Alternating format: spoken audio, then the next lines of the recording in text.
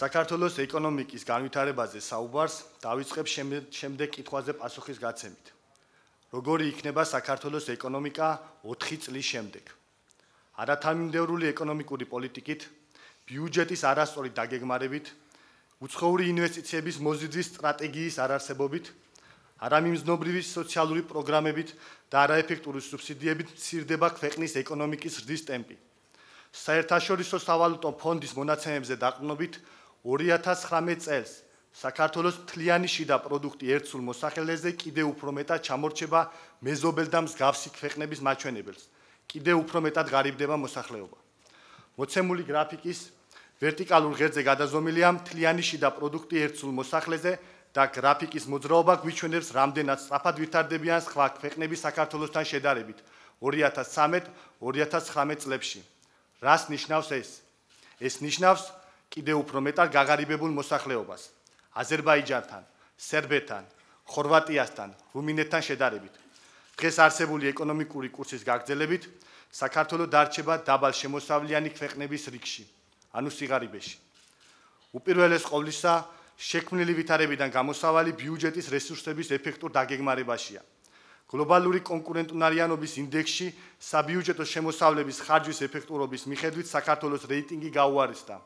საქართველომ 2013 წლიდან 2015 წელს 52 ადგილიდან 79 ადგილას გადაინაცვლა. რეიტინგში გვისწრებენ ისეთი ქვეყნები, როგორიცაა ეთიოპია, შრი-ლანკა, ზამბია. დავსვათ კითხვა: რა შედეგს მივიღებდით ბიუჯეტის ეფექტურად ხარჯვით? 2013 წლიდან 2015 წლამდე რომ არამიზნობრივად გაზრდილი ხელფასები, სახელფასო დანამატები და პრემიები ქვეყანა დაზოგავდა 302 მილიონ ლარს. რომ არა ბიზნეს სტიმულირებისთვის არაეფექტურად განხორციელებული სუბსიდირების პროგრამები სოფლის მეურნეობაში ქვეყანა დაზოგავდა 230 მილიონ ლარს. მცირემიწიანთა დახმარების პროგრამა და ასე შემდეგ. რომ არა არამიზნობრივად დაზღვეული გადამხდელუნარიანი მოსახლეობა ქვეყანა დაზოგავდა 270 მილიონ ლარს. ჯამში ქვეყანა დაზოგავდა 802 მილიონ ლარს. 802 მილიონი ლარით კერძო სექტორი, მცირე და საშუალო ბიზნესი დამატებით შექმნიდა 16000 სამუშაო ადგილს. 2013-2014 წლებში საშუალო და მცირე ბიზნესის მიერ შექმნილი სამუშაო ადგილების რაოდენობა მხოლოდ 24000 იყო. 802 მილიონი ლარის კერძო სექტორში დატოვებით და 40000 მიაღწევდა. ძლიერი, საშუალო და მცირე ბიზნესი ძლიერი საქართველოს ეკონომიკის გარანტიაა. გამოსავალი შემდეგშია. სოციალური პროექტები უნდა გახდეს მიზნობრივი, დამატებით გაეზარდოთ დაფინანსება სიღარიბის ზღვარც ქვემოთ მყოფ მოსახლეობას იმ ფინანსების გამოყენებით, რასაც ხელისუფლება გადახდის უნარიანი მოსახლეობის დაზღვევაზე ხარჯავს.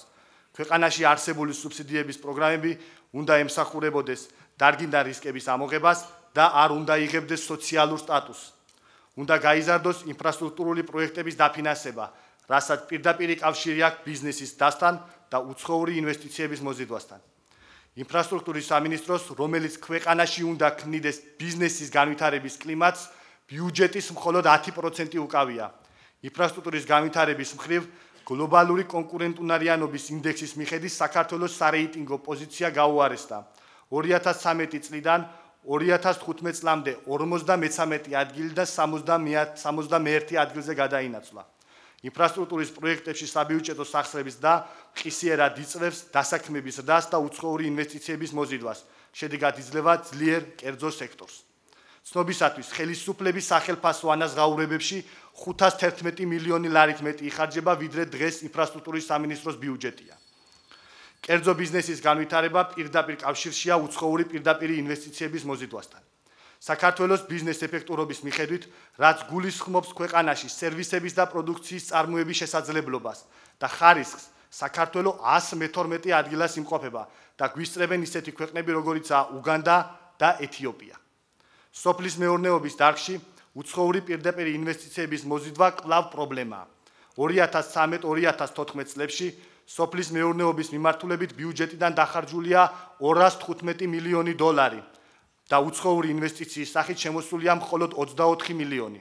ეს ნიშნავს იმას, რომ ხელისუფლებამ ვერ მოახერხა სოფლის მეურნეობა გაეხადა ბიზნესისთვის საინტერესო, მომგებიან დარგად. სოფლის მეურნეობის განვითარება მხოლოდ სახელმწიფო ბიუჯეტის ხარჯზე შეუძლებელია. ხელისუფლება ვერ მოახერხა და ვერც მოახერხეს მოსახლეობის სიღარიბიდან ამოყვანას და მათი კეთილდღეობის დას, ვიდრე სოფლის მეურნეობის განვითარება არამიზნობრივი სუბსიდირების პროგრამების განხორციელებით შეეცდება. რაში ვხედავთ გამოსავალს? უპირველეს ყოვლისა, ბიზნეს საქმიანობის წესრიგი უნდა გახდეს სამართლის უზენაესობაზე აგებული. უნდა იყოს ბიზნეს ხელშეუხებლობის პრინციპები დაცული. უცხოური პირდაპირ ინვესტიციების მოზიდვა შესაძლებელია მიღწეულ იქნას საგადასახადო პოლიტიკაში ცვლილებების შეტანით. საქართველოში საგადასახადო პირობები კონკურენტუნარიანი უნდა გახდეს მეზობელ და პოტენციურად შესაძლო კონკურენტი ქვეყნების პირობებთან. საერთაშორისო გამოცდილება ლიბერალური საგადასახადო პოლიტიკის ქვეყნებში შემდეგია. ბულგარეთსა და მაკედონიაში მოგების გადასახადი 10%-ია და უცხოელი ინვესტორი განთავისუფლებულია იმპორტის, მოგების და რეინვესტირების გადასახადიდან მომდევნო რამდენიმე წლის განმავლობაში. არც საყოველთაო ჯანდაცვის პროგრამის ეფექტურობის მიმართულებით არის სახარბიელო მდგომარეობა. მოსახლეობის საყოველთაო ჯანდაცვის პროგრამის ხარჯები 2014 წლის ბიუჯეტში 200 მილიონი სტოლი იყო. პროგრამის ხარჯების არაკვალიფიციური დაგეგმარებით მოხდა 138 მილიონი ლარით მეტის გადახარჯვა, ანუ ჯამში 338 მილიონი ლარი. პროგრამის 138 მილიონი ლარის მეტი გადახარჯვის პირობებშიც კი ვერ მოახერხა მოსახლეობის მიერ ჯიბიდან გადახდილი თანხების შემცირება. საქართველოში საშუალოდ პაციენტის მიერ მკურნალობაზე ჯიბიდან გადახდილი ხარჯების წილი მკურნალობის თლიანი ღირებულების 62%-ში შეადგენს, როცა ევროპასა და ცენტრალურ აზიაში აღნიშნული 30%-ს არ აღემატება.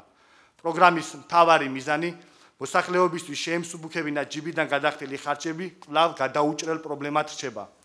შექმნილი ვითარებიდან გამოსავალი საბიუჯეტო რესურსების ოპტიმალურ დაგეგმარებაშია.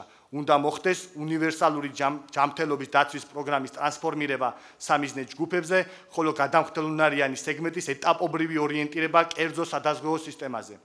წირი საბიუჯეტო რესურსების პირობებში მხოლოდ მიზნობრივ რეფორმას შეუძლია პენსიონერებისა და სოციალურად დაუცველების ჯიბიდან გადახდილი ხარჯების შემცირება. მიზნობრივი რეფორმა დაიცავს ღარიბ მოსახლეობას გაღატაკებისგან. მოცემული პრობლემიდან გამოსავალი სტაბილური ფისკალური და მონეტარული პოლიტიკის წარმოებაშია. თანმიმდევრული ფისკალური და მონეტარული პოლიტიკის შედეგად მივიღებთ საქართველოში არსებულ ყველაზე დიდი პრობლემის უმუშევრობის დამარცხებას. საქართველოს განვითარების ფონდის მთავარი ამოცანაა შესთავაზო საზოგადოებას გამოსავალი არსებული ვითარებიდან, რომელიც დამყარებული იქნება თანმიმდევრულ ფისკალურ და მონეტარულ პოლიტიკაზე, რაც შედეგად მოგცემს საქართველოში არსებული ყველაზე დიდი პრობლემის უმუშევრობის დამარცხებას. საქართველოს ექსპერიმენტების დასაკარგი დრო არ აქვს. დროა მოქმედების, დროა პროფესიონალების. მადლობთ ყურადღებისთვის.